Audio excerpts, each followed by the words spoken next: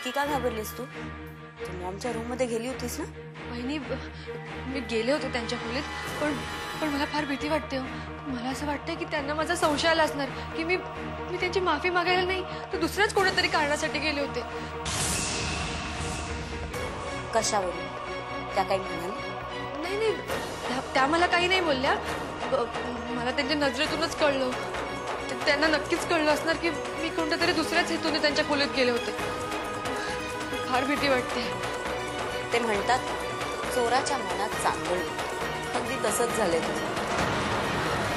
पण तुला वाटतंय तसं काही नाही हे मी तुला कॉन्फिडेंटली सांगू शकते. कशावरून वहिनी? तू अजून मॉमला पुरेसं ओळखलं नाहीस. त्यांना जर एखाद्या व्यक्तीवर संशय आला तर त्या शांत राहू शकत नाही. त्याने काही करून तुझ्या मनातलं काढून घेतलंस. बरं मला सांग, तुला जे काम दिलं गेलं होतं ते तू केलंस? अंदाज आला का? नाही वहिनी, सॉरी. म्हणजे मी प्रयत्न केला खरंच. मी इतके घाबरले होते ना की मला काही कळलंच नाही हो. युजलेस. एक नंबरची भित्रट मुलगी असते. अगं काम सुरू व्हायच्या आधीच काय घाबरतेस तू? हे बघ, तुला जर हे काम पार पाडायचं असेल तर घाबरून चालणार नाही. शांतपणे विचारपूर्वक काम कर.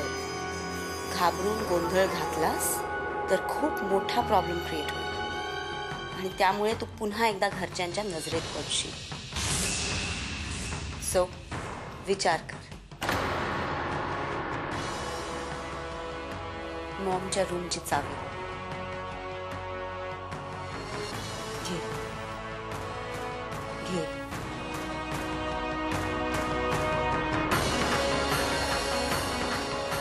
आज रात्री 12 वाजता मी तुझी वाट पाहिली. ती पेटी घेऊन मला भेट. घाबरू नकोस. तू पेटी घेऊन येशील याची मला पूर्ण खात्री. All the best.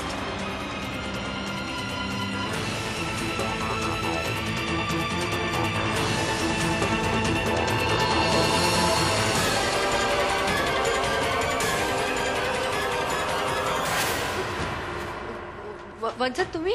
अगं हो, पण तू इतकी घाबरलीस का? काय झालं? नाही, मी कुठे घाबरले. काहीतरीच काय ते थोडं दमले होते ना म्हणून. बाकी काही नाही. मोहर, तुझा चेहरा सांगतोय तू काहीतरी लपवतेस.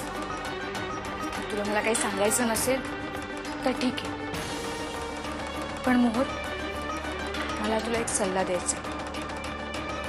सल्ला? इरावती वहिनीच्या नादाला लागू नकोस. करून सवरून तिला नामनिराळं राहण्याची सवय आहे. अशा लोकांपासून 2 हात लांबच राहिलेलं बरं. नाहीतर आपला बळी जातो आणि तो कधी कसा तेही कळत नाही.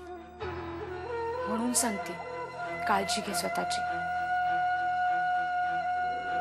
इरावती वहिनीच्या नादाला लागू नकोस. करून सवरून तिला नामनिराळं राहण्याची सवय आहे. अशा लोकांपासून 2 हात लांबच राहिलेलं बरं. आज रात्री 12 वाजता मी तुझी वाट पाहिली.